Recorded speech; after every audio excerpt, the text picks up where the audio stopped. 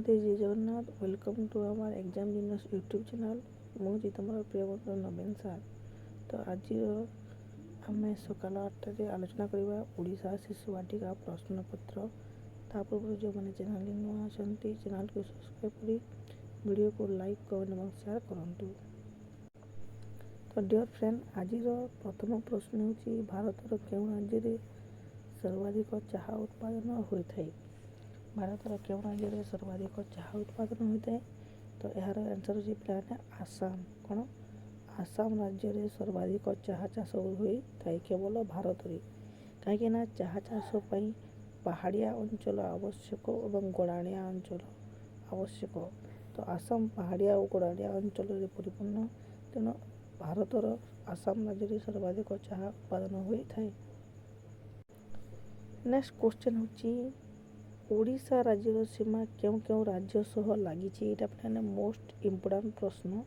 ତୁମର ଆସିପାରେ ଓଡ଼ିଶା ରାଜ୍ୟର ସୀମା କେଉଁ କେଉଁ ରାଜ୍ୟ ସହ ଲାଗିଛି? ତୁମେ ଲେଖିବ ପଶ୍ଚିମବଙ୍ଗ, ଯେଉଁଟାକି ୱେଷ୍ଟ ବେଙ୍ଗଲ। ନେକ୍ସଟ ଲେଖିବ ଝାଡ଼ଖଣ୍ଡ, ଯେଉଁଟାକୁ ଆମେ ରାଞ୍ଚି ବୋଲି କହିଥାଉ। ଏବଂ ଆଉ ଗୋଟେ ହେଉଛି ତୁମର ଆନ୍ଧ୍ରପ୍ରଦେଶ। ରହିଲା ଓଡ଼ିଶା ରାଜ୍ୟର ସୀମା ପଶ୍ଚିମବଙ୍ଗ, ଝାଡ଼ଖଣ୍ଡ ଏବଂ ଆନ୍ଧ୍ରପ୍ରଦେଶ ସହିତ ଲାଗିଛି। ନେକ୍ସଟ କ୍ୱେଶ୍ଚନ୍ ହେଉଛି ପିଲାମାନଙ୍କୁ 3 ବର୍ଷରୁ 5 ବର୍ଷ ମଧ୍ୟରେ ଦିଆଯାଉଥିବା ଶିକ୍ଷାକୁ କେଉଁ ଶିକ୍ଷା କୁହାଯାଏ? ପିଲାମାନଙ୍କୁ 3 ବର୍ଷରୁ 5 ବର୍ଷ ମଧ୍ୟରେ ଦିଆଯାଉଥିବା ଶିକ୍ଷାକୁ କେଉଁ ଶିକ୍ଷା କୁହାଯାଏ? ଏହାର ଆନ୍ସର୍ ଲେଖିବ ପିଲାମାନେ ପ୍ରାଥମିକ ଶିକ୍ଷା। କ'ଣ? ପ୍ରାଥମିକ ଶିକ୍ଷା ବୋଲି କୁହାଯାଏ। ମନେ ହେଲା? ତ 3 ବର୍ଷରୁ 5 ବର୍ଷ ପିଲାମାନଙ୍କୁ ପ୍ରାଥମିକ ଶିକ୍ଷା ବୋଲି କୁହାଯାଇଥାଏ। ନେକ୍ସଟ କ୍ୱେଶ୍ଚନ୍ ହେଉଛି ପିଲାମାନେ ସର୍ବଶିକ୍ଷା ଅଭିଯାନ ଶିକ୍ଷା କେବେଠାରୁ ଲାଗୁ ହୋଇଥିଲା? ତ ଭାରତରେ ସର୍ବଶିକ୍ଷା ଅଭିଯାନ କେବେଠୁ ଲାଗୁ ହୋଇଥିଲା? ତ ଆମେ ଏହାର ଆନ୍ସର୍ କମେଣ୍ଟ ସେକ୍ସନରେ କମେଣ୍ଟ କରିକି ଲେଖିବ ପିଲାମାନେ। ଯେହେତୁ ଅପସନ୍ ଏରେ ଅଛି 2000, ଅପସନ୍ ବିରେ 2002, ତ ଏହାର ଆନ୍ସର୍ କମେଣ୍ଟ ସେକ୍ସନରେ କମେଣ୍ଟ କରିକି ଲେଖିବ ଯେ ସର୍ବଶିକ୍ଷା ଅଭିଯାନ କେବେଠାରୁ ଲାଗୁ ହୋଇଥିଲା। ନେକ୍ସଟ ପରବର୍ତ୍ତୀ ପ୍ରଶ୍ନ ହେଉଛି ସର୍ବାଧିକ ଧାନ ଉତ୍ପାଦନ ଦେଶରେ ପ୍ରଥମ କିଏ? କେଉଁ ଦେଶରେ ସର୍ବାଧିକ ଧାନ ଉତ୍ପାଦନ ହୋଇଥାଏ? ତ ପିଲାମାନେ ଏହାର ଆନ୍ସର୍ ହେଉଛି ଚୀନ। ଚୀନ ଧାନ ଉତ୍ପାଦନରେ ପ୍ରଥମ ହେଉଛି ଚୀନ ଏବଂ ଧାନ ଉତ୍ପାଦନରେ ଭାରତର ସ୍ଥାନ ହେଉଛି ପିଲାମାନେ ଦ୍ୱିତୀୟ। କ'ଣ? ଦ୍ୱିତୀୟ ମନେ ରହିଲା? ତ ଧାନ ଉତ୍ପାଦନରେ ପ୍ରଥମ ଦେଶ ହେଉଛି ଚୀନ ଏବଂ ଧାନ ଉତ୍ପାଦନରେ ଦ୍ୱିତୀୟ ଦେଶ ହେଉଛି ଭାରତ। ନେକ୍ସଟ କ୍ୱେଶ୍ଚନ୍ ହେଉଛି ପିଲାମାନେ ତାଜମହଲ କେଉଁ ନଦୀ କୂଳରେ ଅବସ୍ଥିତ?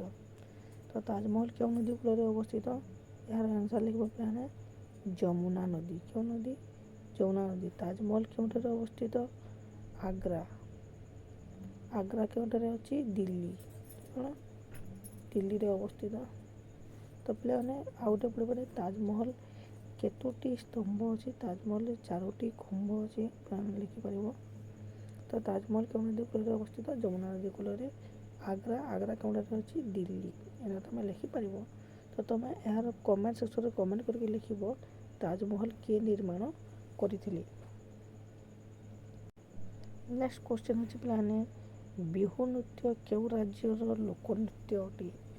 ବିହୁ ନୃତ୍ୟ କେଉଁ ରାଜ୍ୟର ଲୋକନୃତ୍ୟ ଅଟେ?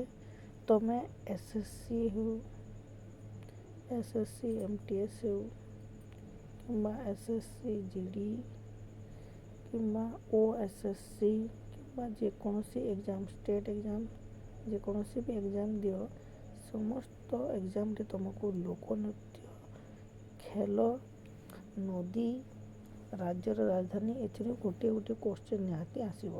ସେଥିପାଇଁ ମୁଁ ଏଇଥିରେ ମଧ୍ୟ ତୁମକୁ ରାଜ୍ୟର ଲୋକନୃତ୍ୟ ମଧ୍ୟ ଆମେ ଆଲୋଚନା କରୁଛେ, କାହିଁକିନା ପ୍ରଶ୍ନ ଆସିପାରେ ପିଲାମାନେ।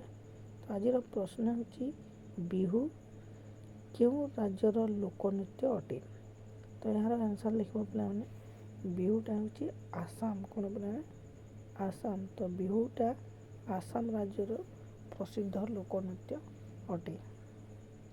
ନେକ୍ସଟ ତୁମର ପ୍ରଶ୍ନ ହେଉଛି ପିଲାମାନେ କଳିଙ୍ଗ ଯୁଦ୍ଧ କେବେ ହୋଇଥିଲା? ଏଇଟା ମୋଷ୍ଟ ଇମ୍ପୋର୍ଟାଣ୍ଟ ପ୍ରଶ୍ନ। କଳିଙ୍ଗ ଯୁଦ୍ଧ କେବେ ହୋଇଥିଲା? ତୁମେ ଲେଖିବ କଳିଙ୍ଗ ଯୁଦ୍ଧ ଖ୍ରୀଷ୍ଟପୂର୍ବ 269ରେ ହୋଇଥିଲା। ଏଥିରେ କିଏ କିଏ? ଅଶୋକ ଯିଏକି ହେଉଛନ୍ତି ମଗଧର ରାଜା, ସେ କଳିଙ୍ଗକୁ ଆକ୍ରମଣ କରିଥିଲେ ଖ୍ରୀଷ୍ଟପୂର୍ବ 269 ମସିହାରେ। ତ ଏଇଟା କେଉଁ ନଦୀ କୂଳରେ ହୋଇଥିଲା ପିଲାମାନେ? ଦୟା ନଦୀ କୂଳରେ ହୋଇଥିଲା କଳିଙ୍ଗ ଯୁଦ୍ଧ। ମଗଧ ଏବଂ କଳିଙ୍ଗ ମଧ୍ୟରେ ହୋଇଥିଲା। ଏହି ଯୁଦ୍ଧରେ ଅଶୋକ କ'ଣ ଚଣ୍ଡାଶୋକରୁ ଧର୍ମାଶୋକ ହୋଇଥିଲେ। କ'ଣ ଅଶୋକ ଚଣ୍ଡାଶୋକରୁ ଧର୍ମାଶୋକ ହୋଇଥିଲେ। ମନେ ରହିଲା। ତ ନେକ୍ସଟ କ୍ୱେଶ୍ଚନ୍ ହେଉଛି ମୋଷ୍ଟ ଇମ୍ପୋର୍ଟାଣ୍ଟ ପ୍ରଶ୍ନ। ଭାରତୀୟ ସମ୍ବିଧାନ ପ୍ରଣୟନ ସଭା କେତେ ବର୍ଷ ଧରି ବସିଥିଲା? ଭାରତରେ ସମ୍ବିଧାନ ପ୍ରଣୟନ ସଭା କେତେ ବର୍ଷ ଧରି ବସିଥିଲା? ତୁମେ ଲେଖିବ ପିଲାମାନେ 2 ବର୍ଷ 11 ମାସ 18 ଦିନ। ମନେ ରହିଲା। ଭାରତୀୟ ସମ୍ବିଧାନ ପ୍ରଣୟନ ସଭା 2 ବର୍ଷ 11 ମାସ 18 ଦିନ ପର୍ଯ୍ୟନ୍ତ ଧରି ବସିଥିଲା। ତାପରେ ତୁମର ନେକ୍ସଟ କ୍ୱେଶ୍ଚନ୍ ହେଉଛି ଓଡ଼ିଶା କେବେ ସ୍ୱତନ୍ତ୍ର ପ୍ରଦେଶ ହୋଇଥିଲା? ଓଡ଼ିଶା କେବେ ସ୍ୱତନ୍ତ୍ର ପ୍ରଦେଶ ହୋଇଥିଲା? ଏହାର ଆନ୍ସର୍ ଲେଖିବ ପିଲାମାନେ ଓଡ଼ିଶା 1936 ମସିହା ଏପ୍ରିଲ ମାସ 1 ତାରିଖରେ ଓଡ଼ିଶା ସ୍ୱତନ୍ତ୍ର ପ୍ରଦେଶ ରୂପେ ଗଠିତ ହୋଇଥିଲା। ମନେ ରହିଲା।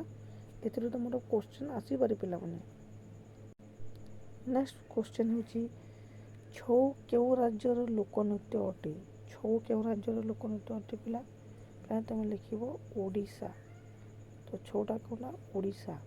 ତ ଓଡ଼ିଶାର ଆଉ ଗୋଟେ ଲୋକନୃତ୍ୟର ନାମ ହେଉଛି ପିଲାମାନେ ଓଡ଼ିଶୀ। ଯେଉଁଟା ଓଡ଼ିଶୀ। କ'ଣ ହେଲା? ଯେହେତୁ ତୁମର ଲୋକନୃତ୍ୟ ଆସିବ, ତୁମର ରାଜ୍ୟ ରାଜଧାନୀ ଆସିବ, ଯୁଦ୍ଧରେ ଗୋଟେ କ୍ୱେଶ୍ଚନ୍ ଆସିବ, ନଦୀରୁ ଗୋଟେ ପ୍ରଶ୍ନ ଆସିବ, ପ୍ରସିଦ୍ଧ ଲୋକନୃତ୍ୟ ପ୍ରସିଦ୍ଧ କଳାକାରରୁ ପ୍ରଶ୍ନ ଆସିବ। ତେଣୁ ଆମେ ଆଲୋଚନା କରି ଦେଉଛେ ସମସ୍ତ ପ୍ରଶ୍ନମାନେ।